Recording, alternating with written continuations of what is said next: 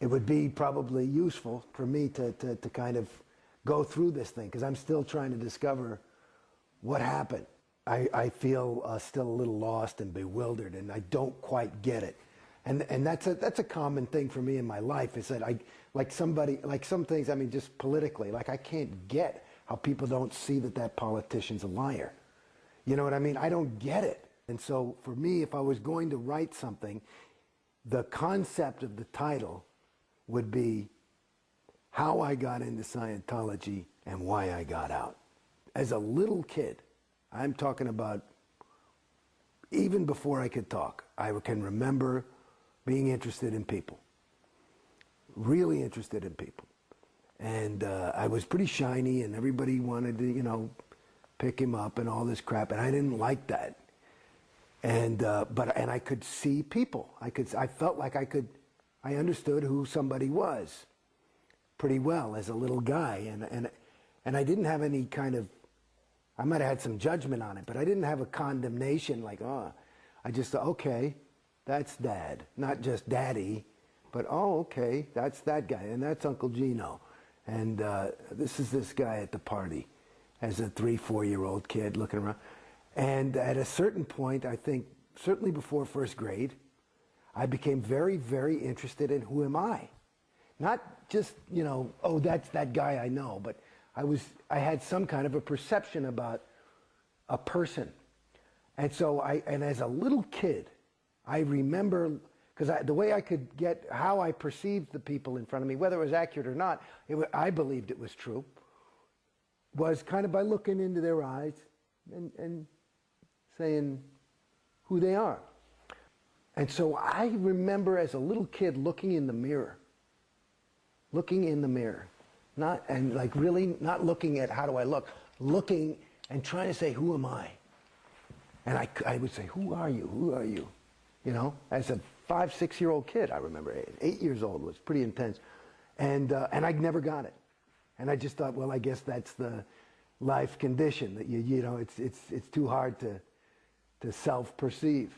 So this was a question that was always, you know, and then I went up, and as I was growing up, and I played the fool and did normal stupid things and drugs and whatever. But it was always something that was in the back of my mind, and I was always on a spiritual journey, one way or another, you know, either some new age shit, not a lot of organized religion. By the time I was 14 or something, I'd kind of lost interest in that, you know, but I would read a lot, and even to the point where as a 21-year-old kid, I mean, I remember I was into this spiritual teaching of this one guy who was originally teaching in French, and I learned French just so I could read it in the original French. You know, so it was important to me, but it was all based on who am I? And it kind of, I guess, that Greek know thyself type of philosophy. So somehow I got into Scientology, which was Bodhi Elfman was in my acting class.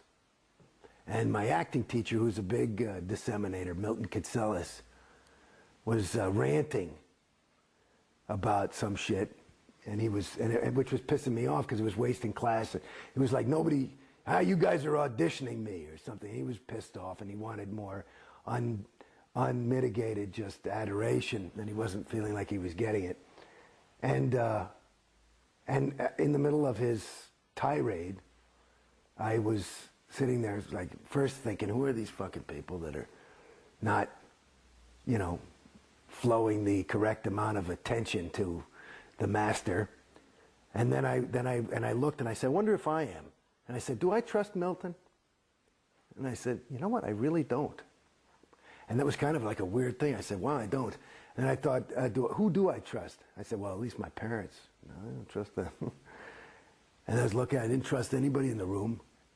And then I had this realization, is I don't trust myself. And so in Scientologies, I found my ruin. I found my own ruin. And for some reason, because I thought, oh, well, let me try and trust somebody. Let me try and trust Milton, which is what he was yelling and crying about in this whole big speech. And I thought, well, I knew he was a Scientologist. So I said, Bodhi, I said, give me some book on Scientology. I was doing a scene with him. And oh yeah, and he was this nervous little kid at the time. And so he gave me this big fat book called What is Scientology? A lot of pictures. And so I took this book and I read it. I think I stayed up mostly of the night and I read the thing. I mean, you know, I don't know if I got it word for word. I didn't clear all my MUs for sure. But I got through the thing.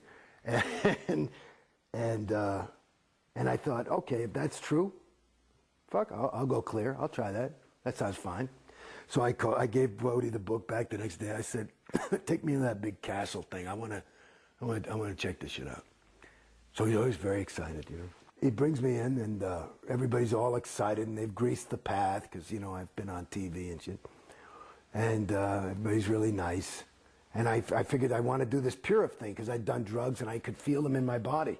And I read the thing, what the Purif's supposed to do. I said, you know, I had felt at that point like I hadn't done drugs for 10, 15 years, and I thought that was one of the biggest mistakes I'd made in my life. And I thought if this can really take that effect away, because I felt that I had lost some of the shine that I'd had by, you know, I mean, I wasn't a drug addict, but I was a drug indulger. And so I go there basically planning on doing the Purif, but they've got to give this tour, and I must have gotten there at 10 in the morning, and I swear to God, I'm starting to go nuts. I've done tests. I'm on the cans with some lady. I'm like, fuck me, can I just buy this course and let's get going, you know? And then they do this, you know, thing, and they give me my personality test, and I was all on the top of the thing, and they're still telling me that I'm fucked up. And I'm like, look, and they want me to do this. Finally, they go through the, I mean, I must have been there 8 hours. I'm ready to pull my hair out. And they say, you should do some little course called Ups and Downs. I said, look, I'll do the course if I can I just do the Purif thing? Yes, yes, yes, and you have to do the TRs and objectives first. Or with it. What's that? That's this course that kind of, I said, fine, just let's go. So I buy the course. I say, you know, I've been here. It's like 8:30 at night. And I say, can I start? And I had to get a little oral surgery, so let me do something. I came here for some Scientology. All I got was all this, everybody's selling it to me. I never got to do any, right? Because I wanted to try the shit. And so now it's 8:30, and I say, okay, you know, they say, well, you can start your TRs course. You'll do the TRs, you'll do and the TRs are these communication drills. Then you do the Purif where you clear all the drugs out, and then you do the auditing, which is called objectives, which is like this stuff where you walk across the room and touch the wall and all this kind of shit. And supposed to, the end phenomenon is firmly rooted in present time. I said, that doesn't sound bad. I'll do it. Okay, if you can deliver that. Cool. So I said, well, give me some Scientology. For Christ's sakes, I've been here since, 9 hours or something, getting nothing. So they say, okay, you can start your TRs course. So I go in, and I do this thing called an M7, which is basically Bodhi and the supervisor are kind of helping me clear the words through. And the first thing I ever did in Scientology was read Keeping Scientology Working, which is a pretty heavy bulletin. Yeah, explain what that bulletin says. Well, it's that basically is that Scientology, it's a very interesting bulletin. At first, it's updated. So you're reading the updates. I think it was written in 1965, and it was updated in 70 and 75. And those updates are before you read the actual bulletin, and the updates are like L. Ron Hubbard just going bananas. This thing is true. It was true in 1965. It'll be true forever. If you just follow this, Scientology will never fail, and it will take over the universe and will save all mankind, and we're the only hope for the world. So just if you apply this one policy, everything will be fine. Now, in the bulk of the fucking policy is stuff of, you know, it's pretty heavy, you know, that if you're in Scientology an inch, you're in an ounce. I mean, you're in for the rest of your, you know, this is the billion-year contract shit. This is the heavy Scientology. We are the only hope for mankind, and whether you get it or not, it's the truth, and we're not here to placate you.